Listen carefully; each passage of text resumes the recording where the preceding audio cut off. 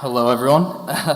I'll just introduce myself again, even though I got that wonderful introduction from Ray.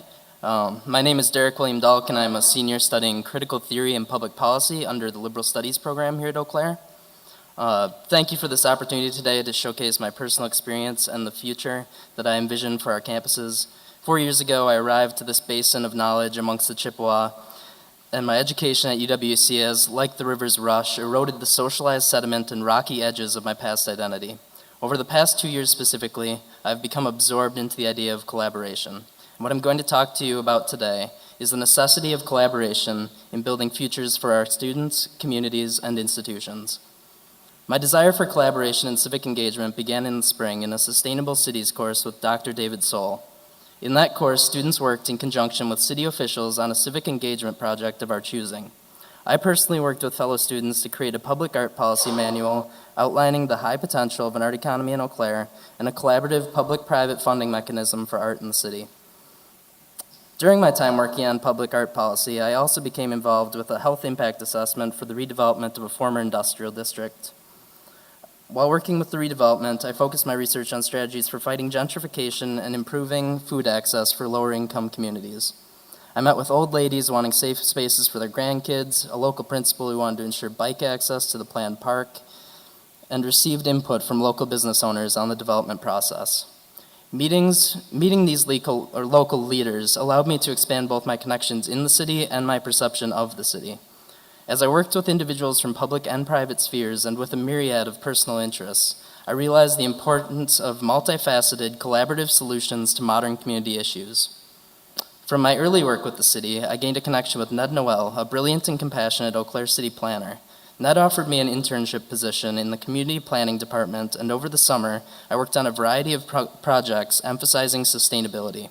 I created a brochure for Eau Claire's new solar ordinance, a policy brief on a water conservation resolution, and worked on the City of Eau Claire's first crime prevention through environmental design manual. Dr. Jim Bolter, who was referenced before, is a wise and whimsical chemistry professor who provided me with valuable guidance throughout the process. He helped me receive 3 credits through the Watershed Institute for the internship and provided me with the resources to set the foundations for Eau Claire's first comprehensive municipal greenhouse gas inventory. Student-faculty connections and collaborations have been the most important thing about my education here at Eau Claire. I really began to think about how attachment to teachers affects educational experience during my time studying abroad.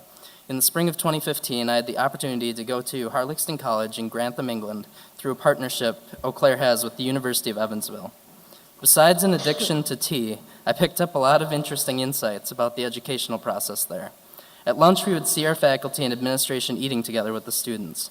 They lived with us, ate with us, and socialized with us.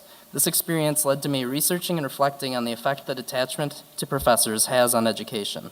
I believe that attachment to a professor gives students an incentive to perform, reduces educationally deviant behavior, increases classroom conversation, and gives students the comfort to produce novel research. I also believe that those same factors are part of UW-Eau Claire's recent ranking as the #1 master's level undergraduate research program by the Council on Undergraduate Research. Beyond external campus community collaborations, campuses also need to focus on collaboration between their own spheres. You can have the same issue on a campus, and students, faculty, and administration will have they'll see very different problems and compose vastly different solutions to those problems.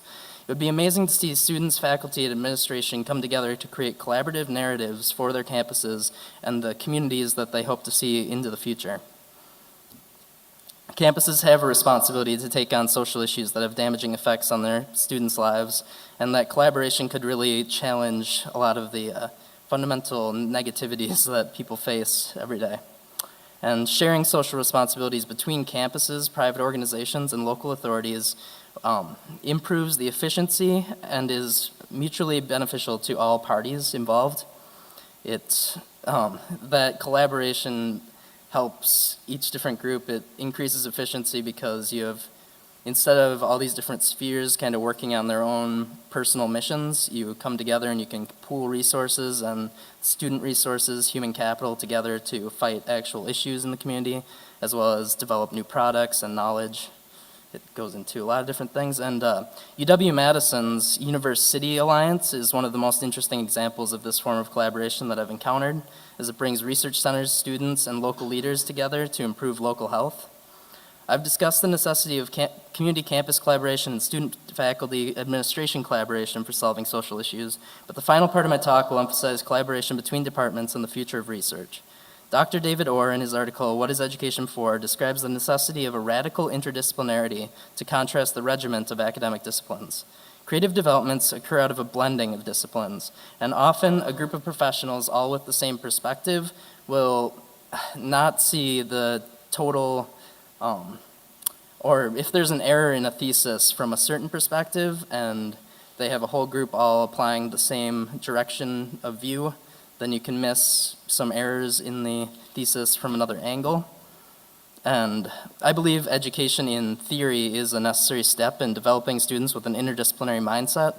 The liberal studies program has allowed me to orient my education towards the interdisciplinarity I value.